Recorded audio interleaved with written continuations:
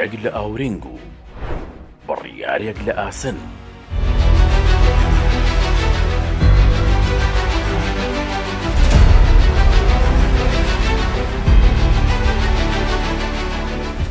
قوبا تاڵەبانی ئەو سیما نەرمەیە کە قورسترین بڕیارەکانی مێژووی لە پشتە و لە ناو دەستکێشە مەخمەڵەیەکەیدا مەشتێکی پۆڵاینی بۆ شکاندنی نەیارە سەرکێشەکان هەیە.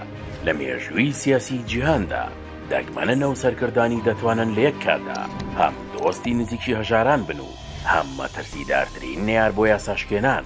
کاتێک سێری کارکتەری قوبا تاڵەبانی دەکەین پێویستی خۆمان وێنەی ئەبراهەم لینکۆڵنمان بیر دەکەوێتەوە. ئەو پیاوەی بە خەندەیەکی سادە و دڵێکی گەورەوە گەورەترین و تۆنترین بڕیارەکانی مێژووی ئەمریکای واژۆ کرد، وەک چۆن لینکۆڵن بە قسەخۆشی و بە نوکتەکانی نەیارانی تووشی شۆک دەکرد. قوبا تاڵەبانیش خاوەنی ستایلیشی نەرمی سیاسیە. ئەو دەموچاوە هەمیشە خەندەدارە بۆ نەیارەکانی تەڵەیەکی گەورەیە، چونکە لە پشت ئەو هێمنی و نەرمونیانیەوە عەقڵێک هەیە کە بە وردی خەریکی داڕشتنی نەخشەی شکاندنی ڕکابەرە سەرکێشەکانە. ئەو کاتی خەڵک وا دەزانن ئەو خەریکی سازشە، ئەو خەریکی کێشانی هێڵێکی سوورە کە تێپەڕاندنی ماڵوێرانی بەدوای خۆیدا دەهێنێت.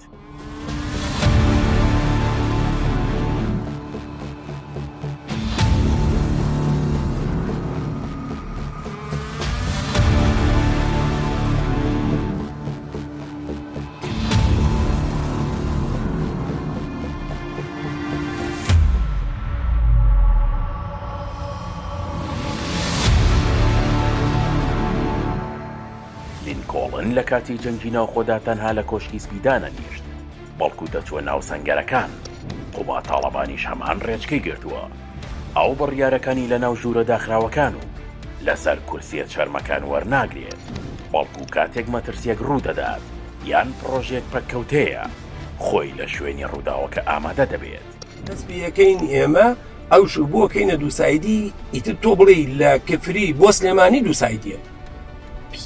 والله ئەمر لای جەناب ئەم ئامادەیە مەیدانیە وای لێ دەکات بڕیارەکانی وەک گول لە ورد بن، چونکە لەسەر بنەمای واقعن ناگر راپۆرتی سەرکاغاز.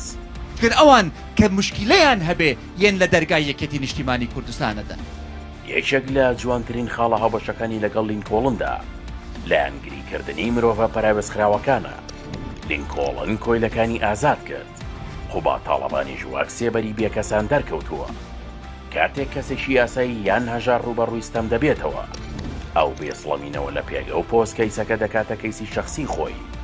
لە سیاسەتدا قوبا تاڵەبانی خاوەنی استراتیژێکی بێدەنگ بەڵام کوشندەیە.